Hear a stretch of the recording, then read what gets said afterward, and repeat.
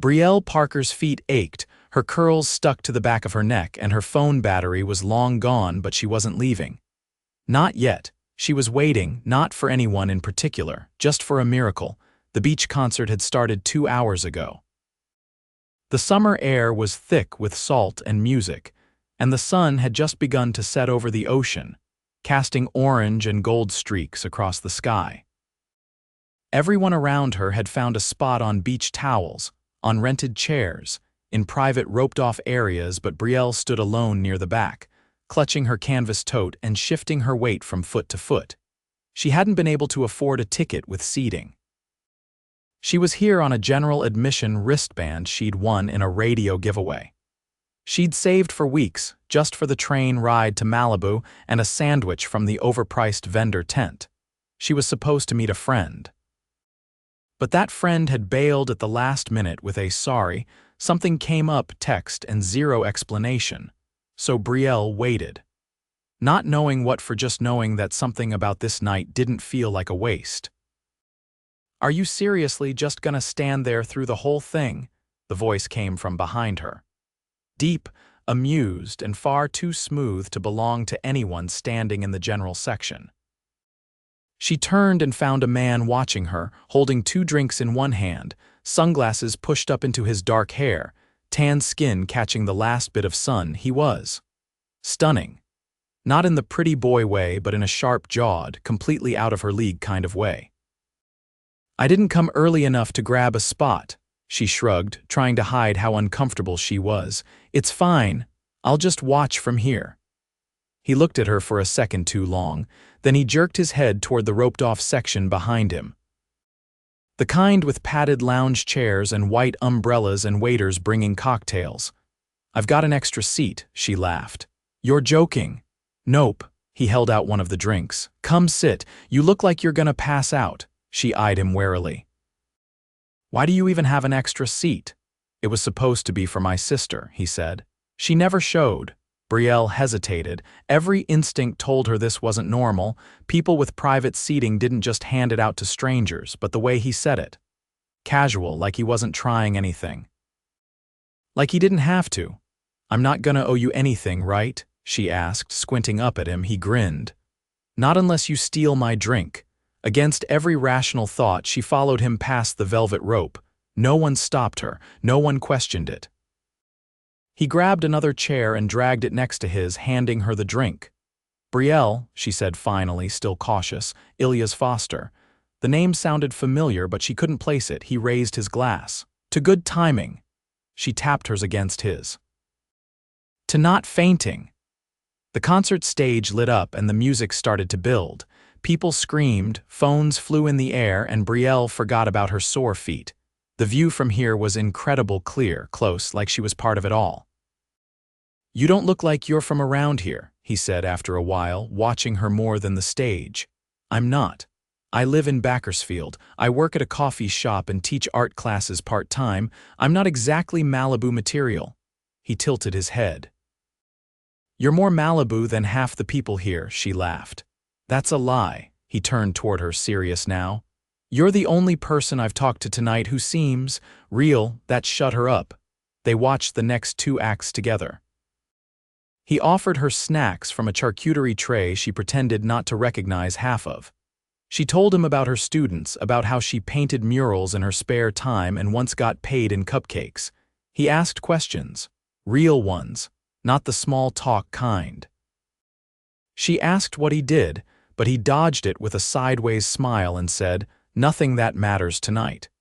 By the time the sun was gone and the sky had turned deep blue, Brielle had forgotten she'd almost gone home. She'd forgotten the aching feet, the empty bank account, the friend who ditched her. She was laughing, loudly, carelessly, and Ilias was staring at her like she was the only thing in the world worth watching. When the headliner came on, he stood and held out his hand. "Come on," he said. "Let's dance." She hesitated. "I don't really, doesn't matter." "Just move." She let him pull her up. They danced barefoot in the sand under 1,000 string lights and a sky full of stars, the music echoing over the waves. He spun her. She shrieked. He laughed. It felt like something out of a movie, and she didn't care how cliché it was. When the final song ended, fireworks exploded over the ocean. Brielle turned toward Ilias, breathless, the colors reflecting in her eyes. "I can't remember the last time I had this much fun," she said. "Good," he said quietly, "because I don't think I want this to end." She blinked. "What?" He stepped closer. "I know we just met, but I'm not letting this be a one-night kind of thing. I want to see you again." Her heart beat faster. "You don't even know me." "I know I want to." His voice was low, steady. "I know whatever this is, it's not nothing." Brielle looked at him, really looked at him. This man who pulled her into a private section like it was no big deal, who danced with her like he didn't care who was watching, and something in her chest tightened. "Okay," she whispered. "You can see me again." He smiled, and this time it wasn't charming or practiced, it was real. "Tomorrow?" he asked. She grinned. "Try and stop me." As they walked back down the beach, her hand brushed against his. He took it. Brielle didn't know he was a millionaire. She didn't know he owned half the beachfront properties they'd passed on the way here. She didn't know she'd just danced with a man who would one day love her beyond anything she'd ever imagined. All she knew was that tonight, something had changed. And for once, she was glad she hadn't gone home. The next afternoon, Brielle stood in front of the mirror inside an old bookstore cafe 2 blocks from Santa Monica Pier, brushing invisible lint off her navy sleeveless top for the 3rd time. She'd taken the earliest train south, heart rattling in her chest the entire ride. She hadn't expected to hear from Ilias again, not really, but he'd shown up outside the coffee shop where she worked that morning, leaning against a sleek silver car she couldn't name, but knew cost more than her yearly rent. He hadn't asked if she was free. He'd simply said, "There's a place I want to take you. You in?" Now here she was, standing between antique shelves of books and the scent of cinnamon tea, waiting while he ordered something at the back counter. She tried not to stare at the polished floors or the couples at corner tables whispering over tiny pastries, but everything about this place felt curated, like it had been plucked from a movie set. Lavender scone or lemon tart? Ilias appeared beside her, holding 2 delicate plates. "Lavender," she said automatically. "Wait, no, lemon. No, actually," he raised an eyebrow. "We'll split both." She followed him to a table by the window, sunlight spilling across the wood in golden streaks. He placed the plates down gently, then sat across from her, resting his arms along the edges like he had nowhere else to be. "I didn't think you'd actually find me," she said, breaking the silence as she picked at the tart. "You said to try and stop you," he said. "I wasn't about to test that." She tried not to laugh, but it slipped out anyway. "You showed up at my job, that was bold. You work in a public place, it wasn't exactly espionage. Still, most guys would have waited for a phone number." "Most guys bore me," she looked up sharply. "You get bored easily. People don't usually surprise me." "You did." Brielle blinked. "Because I stood in the sand until my feet went numb." "No," he said. "Because you didn't ask for anything." She frowned. "What would I have asked for?" He didn't answer right away. Instead, he brushed a crumb from the table and looked out toward the street, where tourists wandered between boutiques and gelato stands. "I'm not used to people who don't want something from me," he said finally. "Money, connections, a headline, you just wanted to dance." She shifted in her seat. "Do you get recognized a lot?" He met her eyes again. "Sometimes, but not here and not by you." "I didn't grow up reading Forbes," she said. "I grew up reading the backs of cereal boxes." He laughed, a low sound that settled in her chest. "Well, in case it matters later, I build things." "What kind of things?" "Companies, startups, acquisitions. I don't stay still long." She leaned forward. "So you're a business guy?" "I suppose that's the simplest way to put it." "That sounds exhausting." "It is." They both fell quiet, the hum of soft jazz filling the space between them. "So why this place?" she asked, gesturing at the shelves around them. "You don't seem like a vintage book cafe person." "I'm not," he said. "But you are," her breath caught. "How do you know that?" "You had paint on your knuckles last night, and a copy of The Secret Garden sticking out of your tote bag." Heat rose to her cheeks. "You noticed the book." I notice everything when it comes to you." She looked away, fingers tightening around her cup. "You okay?" he asked. "I just don't really know how to handle this." "Handle what, you?" she said. "This. You're clearly from a world I'm not part of." He leaned back, expression unreadable. "You think I'm trying to pull you into something? I think people like you don't usually date people like me." "What if I'm not trying to date you?" he asked. She blinked. "Oh, I mean," he added quickly, "not in the way you're thinking. I'm not here to impress you. I'm here because I want to know what happens when I don't do what I usually do." "And what do you usually do?" "Leave." She didn't reply. He reached for the tart, breaking off a piece and setting it on her plate. "But I didn't leave last night, and I'm still here now." She stared at the bright yellow filling, her throat tightening.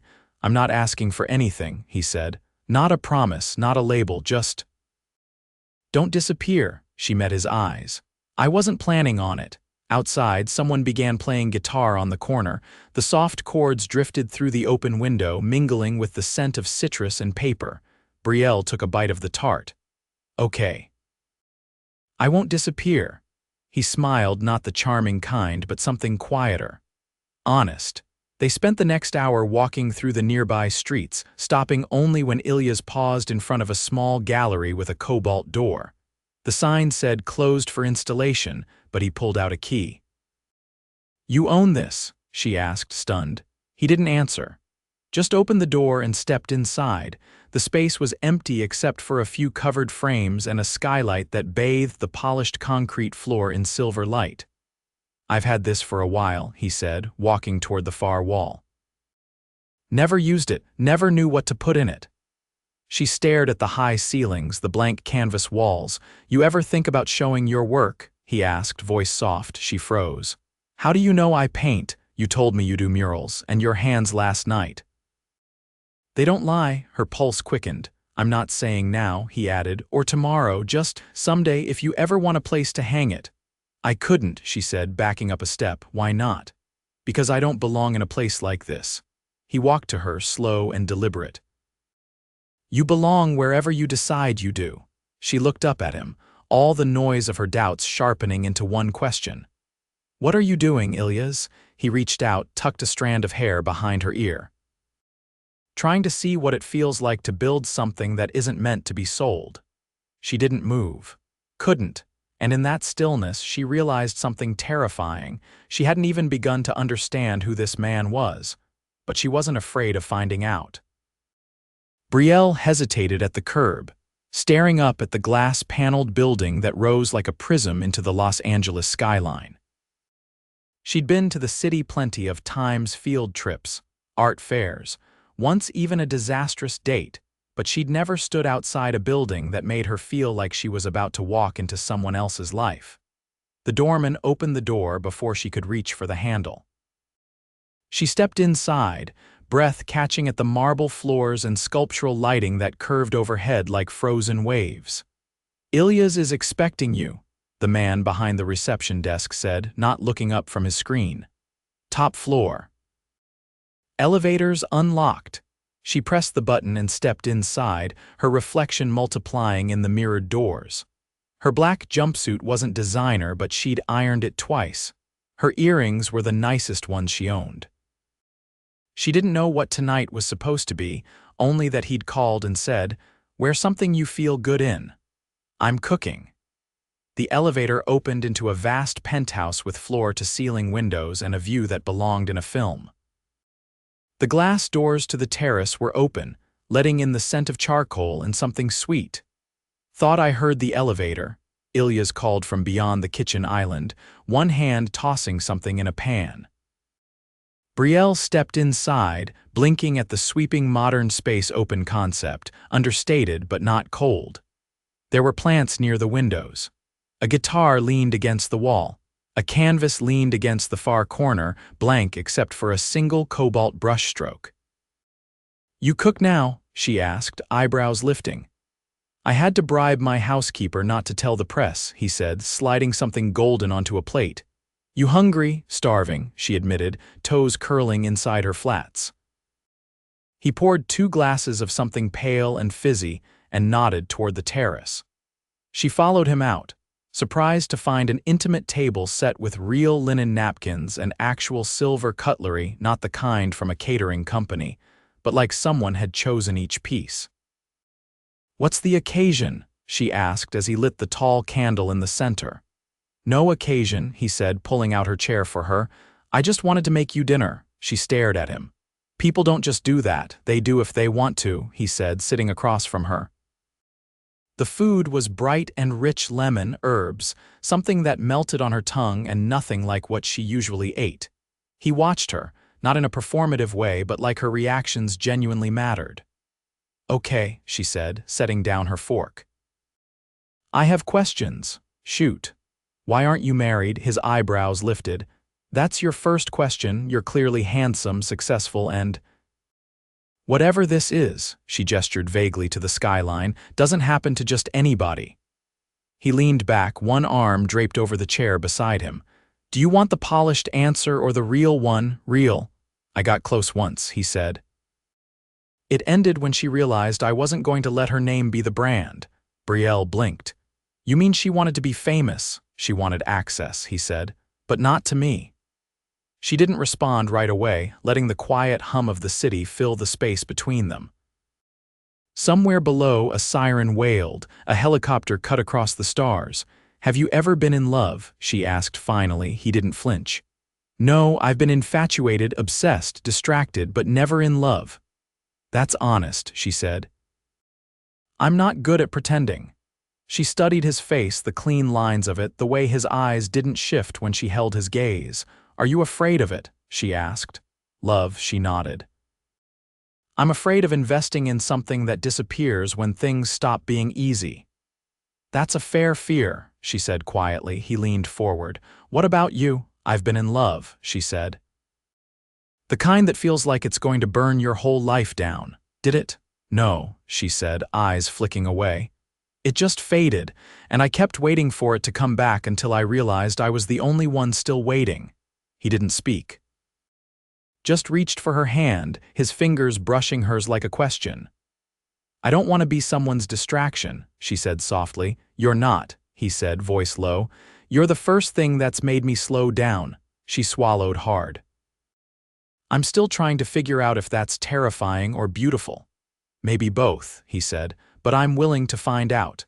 They sat there as the candle flickered between them, the city stretching out like a living thing below. She didn't pull her hand away. She didn't lean in either. "I don't want your world," she said after a long moment. "I don't want the limos or the penthouses or whatever this fork costs." He laughed, unexpected and warm. "It's from Target, relax." She blinked.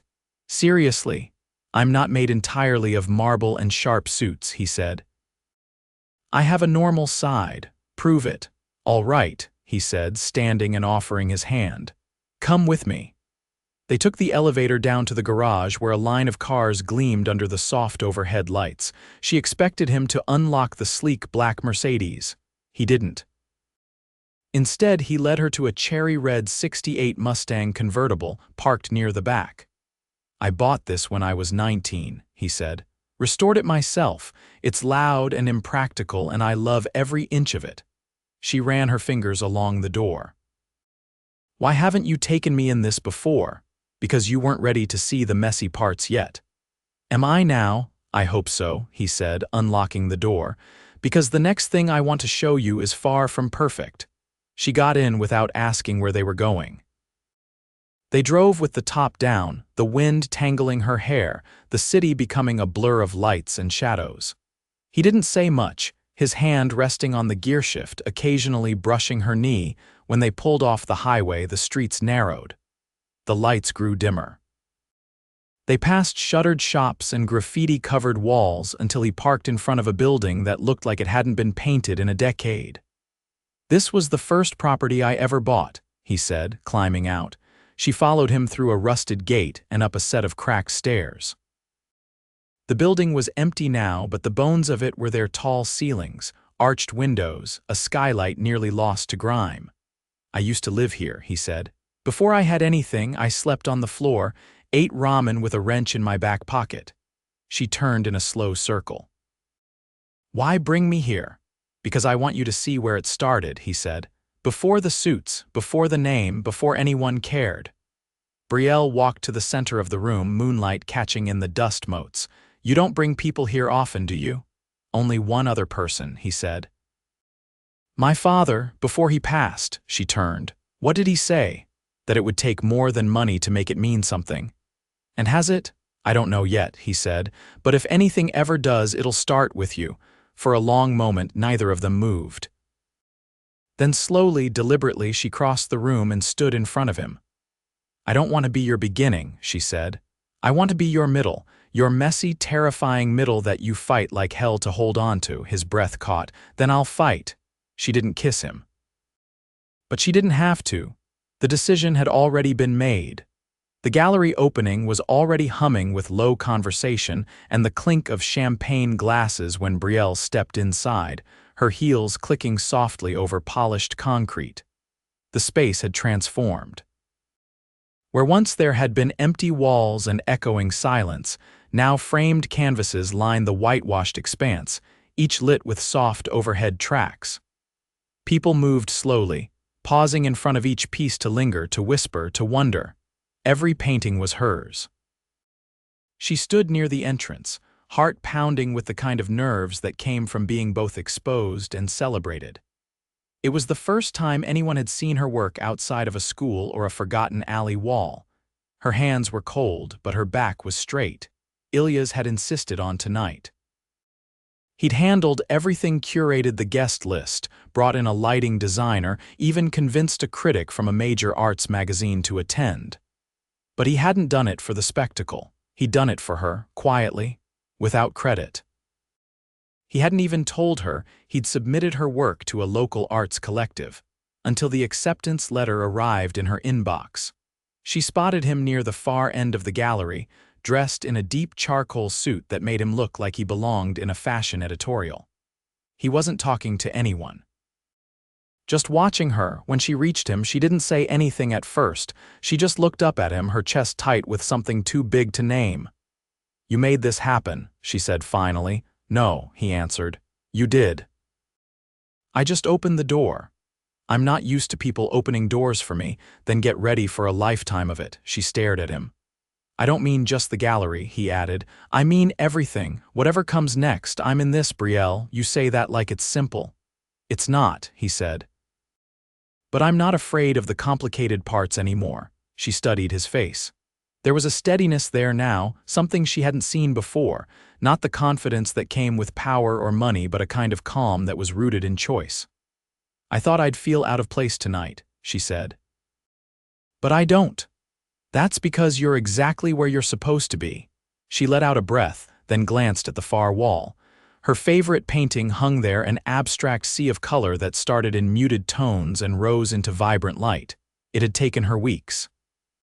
She'd nearly thrown it out twice. A woman in a silk blouse stood in front of it now, murmuring something to her companion.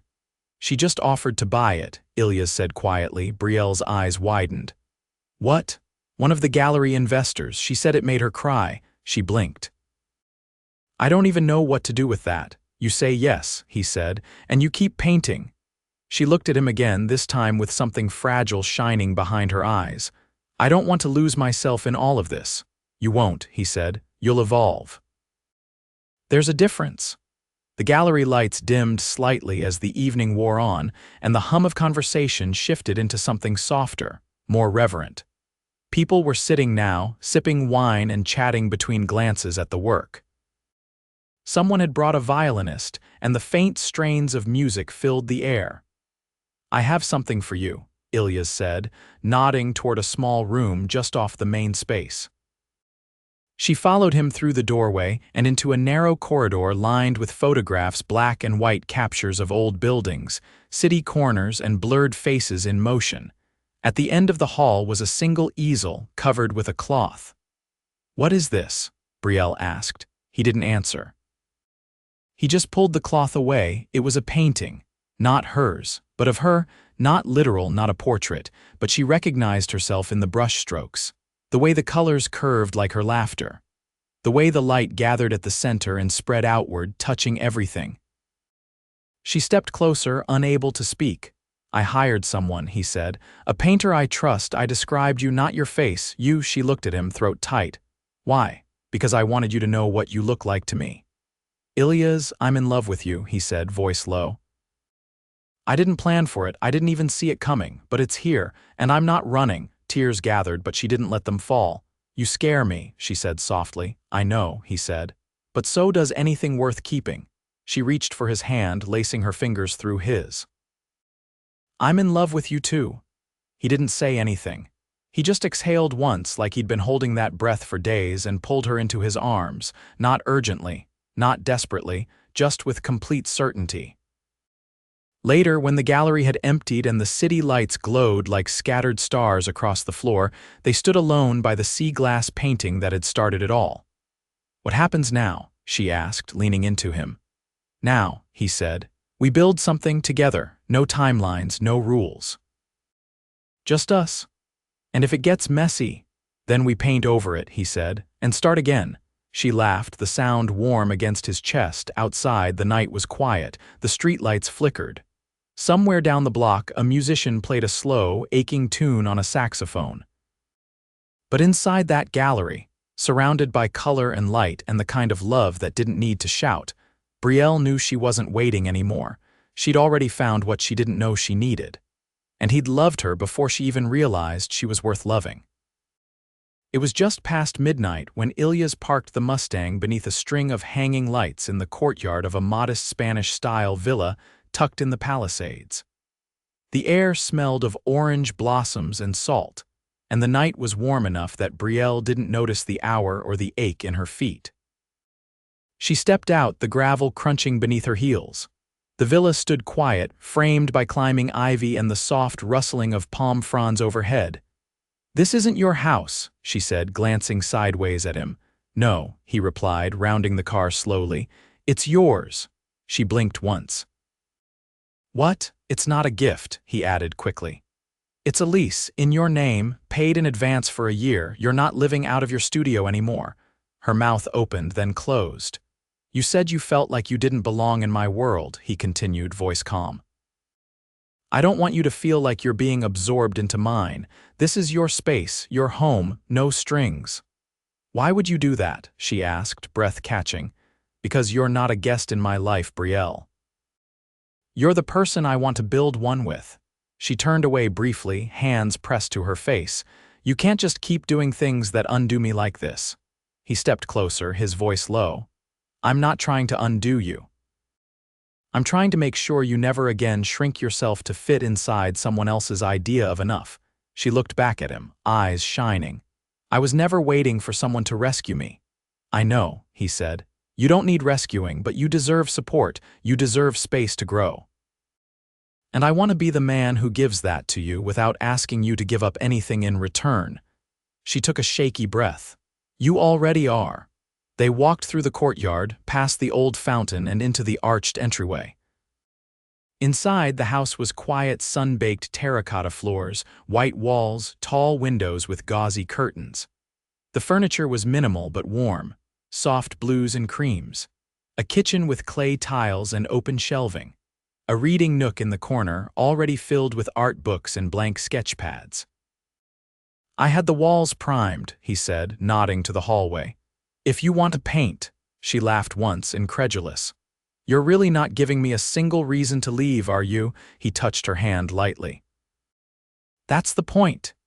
She stepped into the living room, then the bedroom, where the open window let in the sound of the ocean beyond the hillside. When she turned, he was still standing by the doorway, watching her like she was a miracle he wasn't sure he deserved. You've seen every part of me, she said. Even the ones I tried to keep hidden.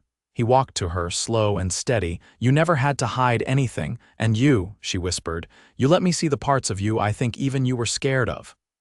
I was scared of everything before you, he said. Now I'm only scared of not having you in my future. She reached up, fingers grazing his cheek. Then ask me, he stilled. Ask you what? To stay, to be yours, officially, loudly. He didn't hesitate. Stay with me, not just here, in everything. In the mess, in the quiet, in the future. Be mine.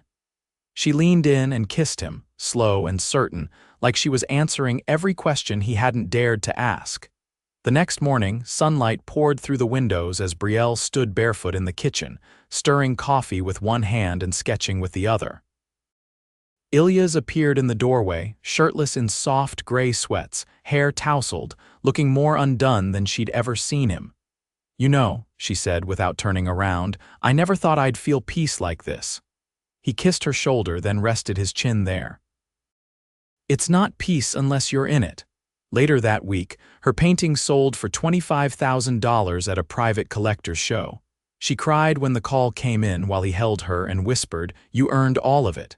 She didn't stop painting.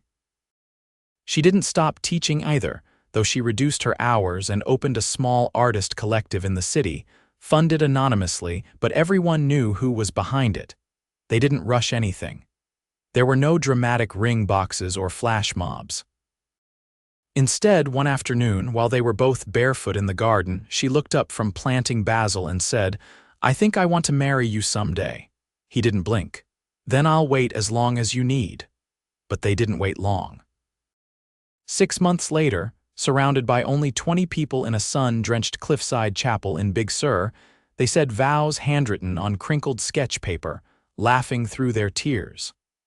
"I never knew love could feel like freedom," she whispered as they danced barefoot in the garden that night. He kissed her temple. "I never knew freedom until I found you." There were no headlines, no paparazzi, just them. Quiet, steady, whole.